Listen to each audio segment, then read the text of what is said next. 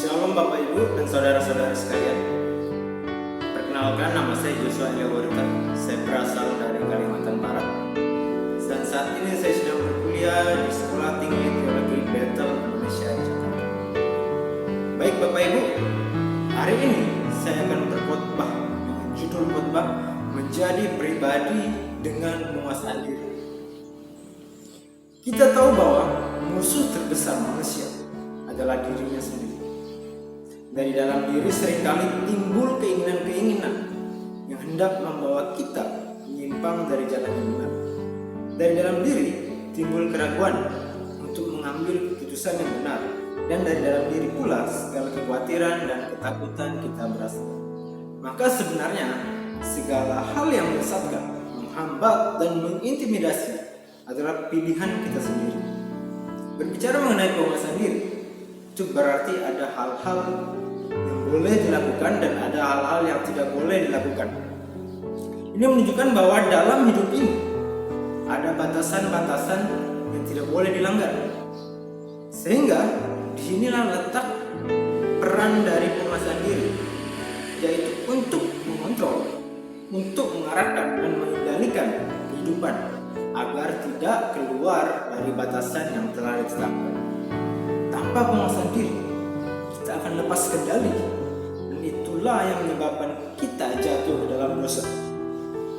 Bapak Ibu, ada 4 hal yang perlu diperhatikan untuk menjadi pribadi dengan penguasaan diri. Yang pertama, menguasai hati dan pikiran. Mari kita buka Alkitab kita yang terdapat di Markus pasal 7 ayat 20 sampai 23. Katanya lagi, apa yang keluar dari seseorang, itulah yang menajiskannya.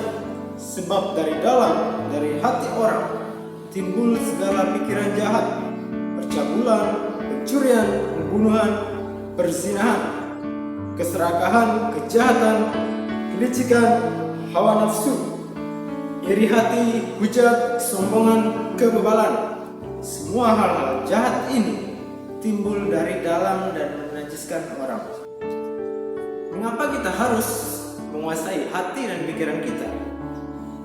Karena apa yang ada di dalam kita itu menentukan apa yang akan keluar dari diri kita.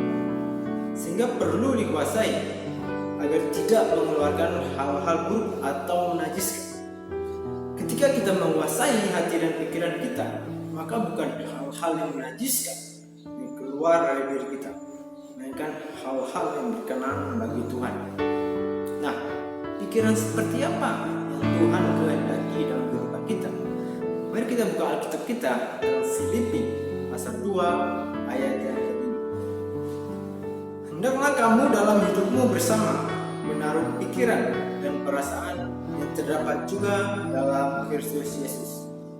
Kata menaruh pikiran dan perasaan dalam bahasa aslinya berasal dari kata proinetik yang merupakan bentuk imperatif atau perintah, sehingga memiliki pikiran dan perasaan seperti yang terdapat juga dalam Kristus itu bukan suatu pilihan, itu adalah suatu keharusan.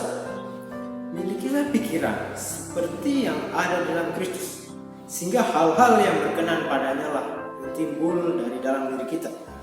Seperti apa kita berpikir juga menentukan seperti apa kita mengatasi masalah.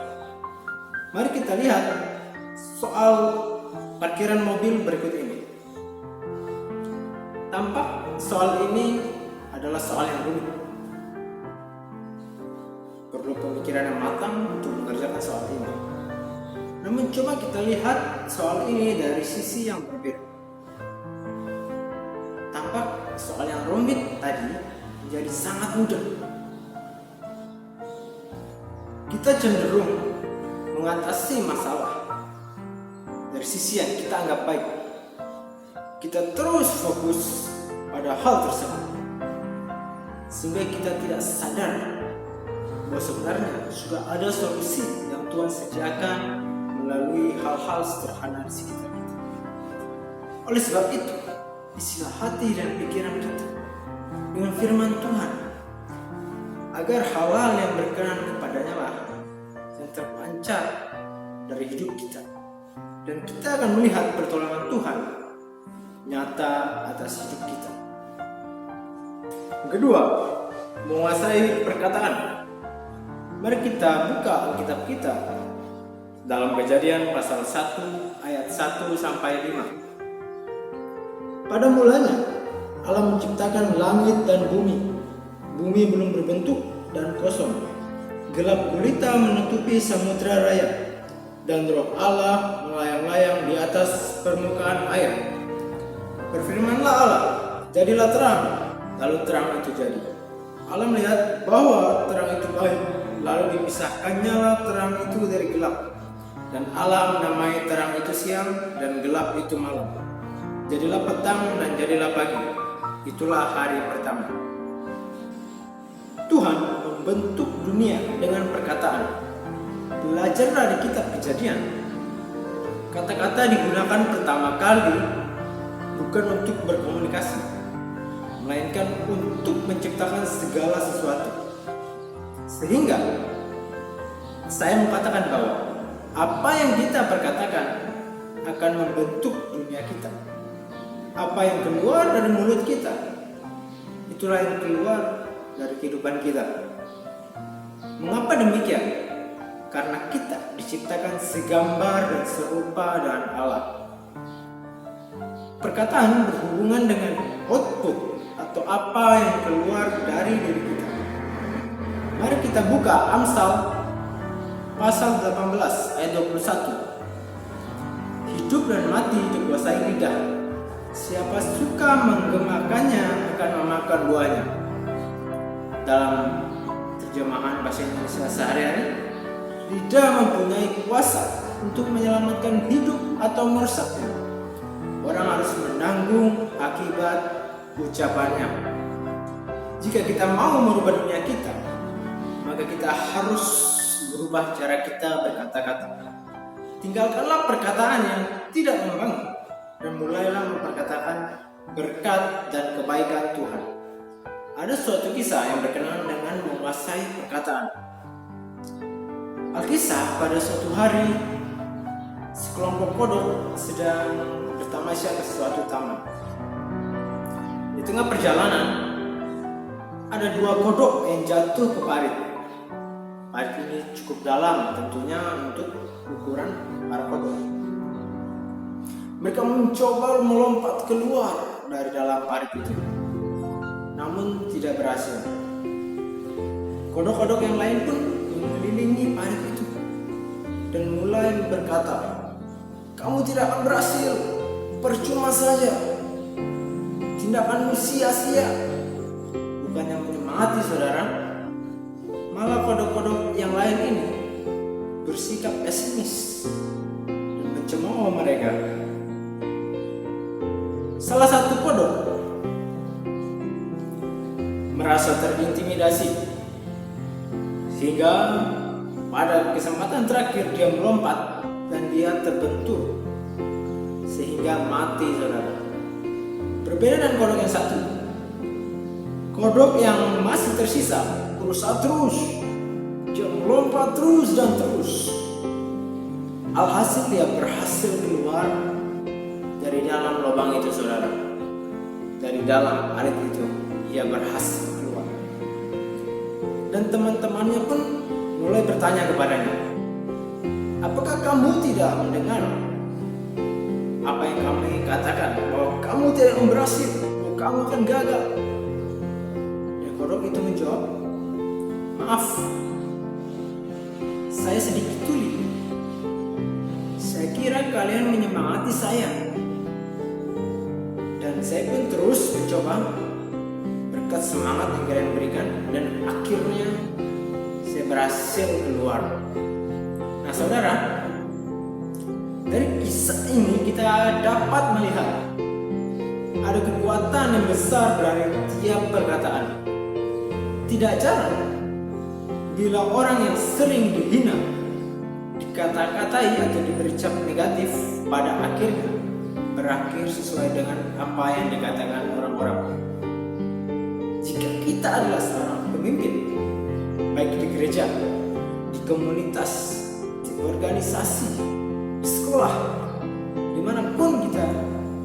Jika kita adalah seorang pemimpin, berhati-hatilah dalam berkata-kata, karena apa yang kita perkatakan itu memiliki bobot yang dapat mempengaruhi kehidupan orang lain. Ketika kita menjadi pemimpin, kita dihormati, namun jangan sampai kita menjadi lupa diri sehingga mencari keuntungan pribadi tanpa mempedulikan orang sana dan sini. Oleh sebab itu, kuasai perkataan karena itu sangat penting. Yang ketiga, menguasai perbuatan. Mari kita lihat dalam Filipi pasal 4 ayat yang ke-9. Dan apa yang telah kamu pelajari, dan apa yang telah kamu terima, dan apa yang telah kamu dengar, dan apa yang telah kamu lihat padaku, lakukanlah itu. Maka Allah sumber damai sejahtera akan menyertai kamu.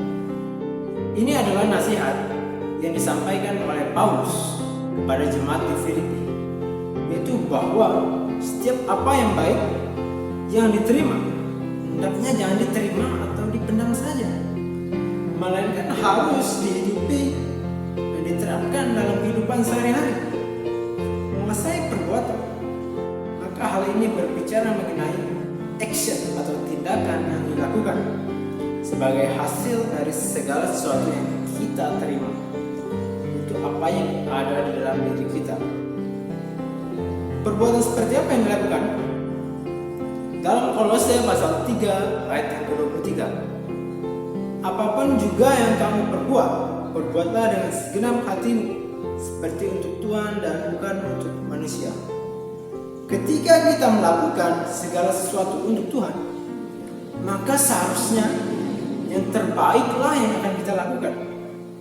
Yang terbaiklah yang akan kita persembahkan bagi Tuhan. Bahkan seorang janda miskin pun dari kekurangannya bisa memberikan yang terbaik. Apalagi kita, saudara. Kita tentunya harus bisa juga memberikan yang terbaik. Kemudian kita lihat dalam 1 Tesalonika pasal 4 ayat yang ke-7. Allah memanggil kita bukan untuk melakukan apa yang cemar, melainkan apa yang kudus. Kita semua di tempat ini adalah orang-orang yang terpanggil, dan kita dikhususkan oleh Allah.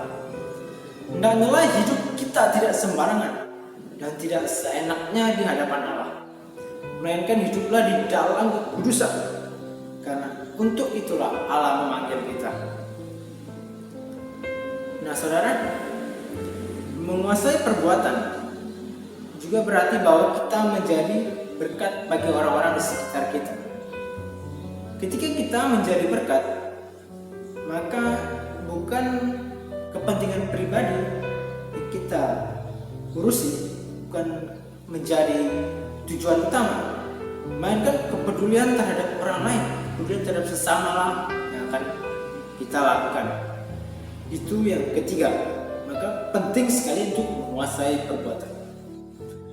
Yang keempat, ini yang paling penting, saudara. Hidup dipimpin oleh Roh. Memiliki penguasaan diri bukan berarti hidup dipimpin diri sendiri, yaitu mengandalkan diri sendiri. Bukan seperti itu, saudara. Memiliki penguasaan diri itu berarti bahwa membiarkan Roh yang memimpin hidup kita. Mari kita lihat dalam Lukas pasal 6 ayat 44. Sebab setiap pohon dikenal pada buahnya, karena dari semak duri orang tidak memetik buah ara, dan dari duri-duri tidak memetik buah anggur. Saudara, tanpa Roh maka tidak ada penguasaan diri. Mengapa? Karena penguasaan diri itu adalah buah dari Roh. Dikatakan bahwa tidak mungkin semak duri mengeluarkan buah ara atau buah anggur. Demikian pula penguasaan diri tidak akan timbul dari kehidupan yang dikuasai oleh daging atau dosa. Dari buahnya pun dikenal.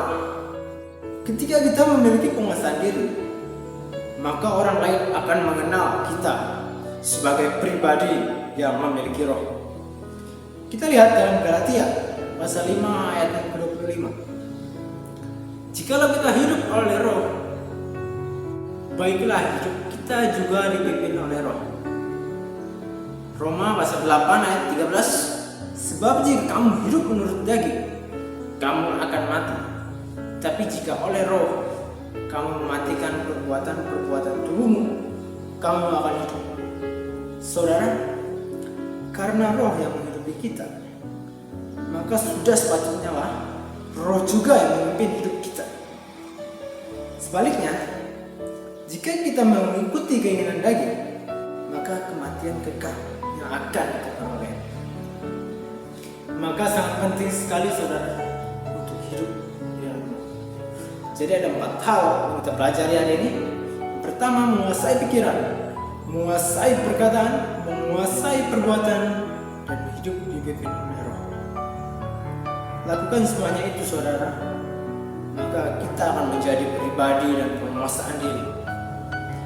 Jika kita melihat tokoh-tokoh Alkitab seperti Simson yang memiliki kekuatan yang luar biasa, yang mampu mengalahkan orang-orang Filistin, mengalahkan singa, tapi hanya dengan seorang wanita saja dia jatuh.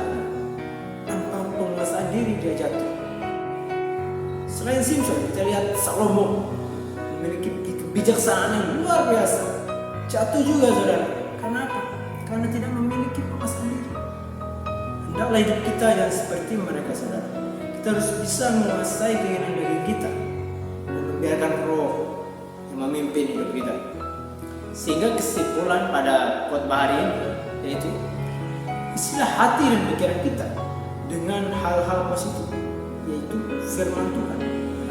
Berkatakanlah hal-hal yang membangun, jadilah teladan dalam setiap tindakan, dan pastikanlah bahwa Tuhan, bahwa roh yang memimpin hidup kita dan bukan diri sendiri. Maka dengan demikian kita telah menunjukkan sikap sebagaimana seharusnya memiliki penguasaan diri. Terima kasih. Tuhan Yesus memberkati. Amin.